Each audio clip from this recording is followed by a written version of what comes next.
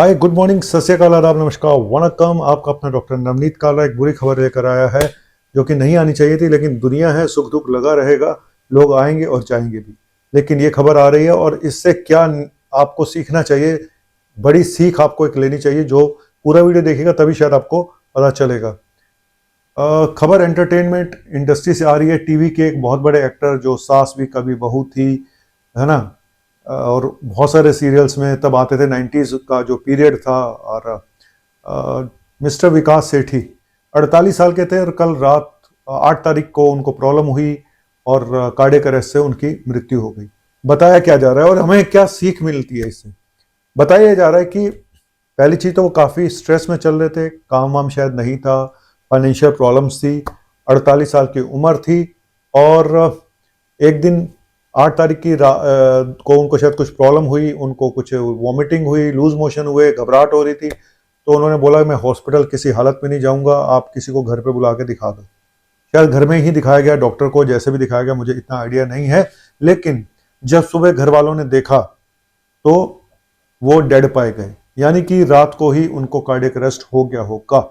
ऐसा बहुत बार होता है जब रात के समय प्रॉब्लम्स होती हैं और कहीं ना कहीं एक नेग्लिजेंस होती है, कि आलस हो जाता है कि हम सुबह डॉक्टर के पास जाएंगे या सुबह हॉस्पिटल जाएंगे, अभी मैं नहीं जाऊंगा। ये जिद अच्छी नहीं होती है। शायद यहाँ पे भी यही हुआ। और कार्डियक अरेस्ट से मृत्यु हुई है, क्या हार्ट अटैक हुआ नहीं हुआ ये बता पाना मुश्किल है। पर मैं जो सीरीज है, जो इवेंट जैसे जिस तरह से बताया जा रहा है कि उनको बेचैनी हो रही थी, घबराहट हो रही थी, और शायद क्योंकि हार्ट अटैक भी लूज मोशन करके, वॉमिटिंग करके भी प्रेजेंट करता है, बिल्कुल करता है। और मैंने कई पेशेंट ऐसे देखे हैं। और तो किसी भी चीज को हल्के में ना लें। ये शायद एक तरह का हम केयरलेस एटीट्यूड है कि हम सुबह जाएंगे हॉस्पिटल, हम नहीं जाएंगे। और तो कुल मिला के, और दूसरा इस से एक सबक और मिलता है कि ज्यादातर लोग पूछते हैं कि सर ऐसा टीवी इंडस्ट्री में क्या है वहां पे जो इतनी डेथ हो रही है लोगों की, सेलिब्रिटीज की। सर स्ट्रेस बहुत बड़ा फैक्टर है। हार्ट के मामले में हम लोग स्ट्रेस को उतनी इंपॉर्टेंस नहीं देते हैं। हमें लगता है कि अगर शुगर है, बीपी है, सिर्फ यही रिस्क फैक्टर हैं। अच्छी नींद आना, स्ट्रेस फ्री जिंदगी होना भी उतना ही जरूरी है जितना बाकी चीजें।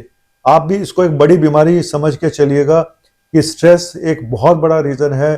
कहते हैं चिंता चिता समान होती है। हमारे बड़े बूढ़े बुजुर्ग, पापा, फादर, ग्रैंडफादर से मैं सुना करता था कि बेटा चिंता चिता समान होती है, इसको छोड़ दो, है ना। तो बिल्कुल सच बोला किसी ने कि चिंता चिता समान होती है। और हार्ट के लिए क्या, बाकी बीमारियों के लिए भी स्ट्रेस एक बहुत बड़ा प्री डिस्पोजिंग फैक्टर, एक रिस्क फैक्टर है। तो जाने वाला तो चला गया, लेकिन अभी हाल फिलहाल में बहुत सारे लोगों की इस एज ग्रुप में कार्डियक प्रॉब्लम से डेथ हुई है।